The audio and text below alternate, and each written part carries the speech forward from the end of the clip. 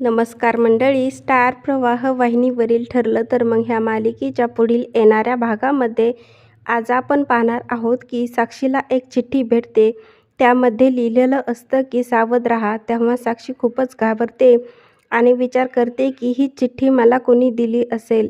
तर इकडे आपण पाहतो की नागराज मैफतला म्हणतो की जर उद्या बातमी आली साक्षी शिखरे उर्फ समीरा शिखरे जिवंत आहे तर साक्षीला पुन्हा जेलमध्ये जावं लागेल, चालेल का तुला? तेव्हा मैफत नागराजचा अतिशय राग येतो आणि तो विचारामध्ये पडलेला असतो. तर इकडे आपण पाहतो की सायली अर्जुनला म्हणते की केसविषयी माझ्या डोक्यात जे आहे ते तुमच्याशी बोलायचं राहिलं होतं. तेव्हा अर्जुन म्हणतो की कशाबद्दल?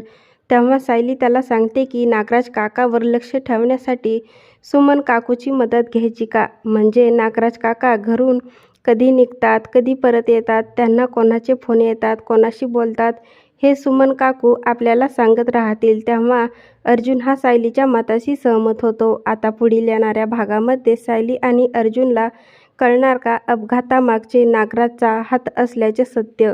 हे पाहणं खूपच मजेदार ठरणार आहे. ठरलं तर मग ह्या मालिकेचे नवनवीन अपडेट पाहण्यासाठी माझ्या चॅनलला लाईक करा, शेअर करा आणि सबस्क्राईब करायला विसरू नका.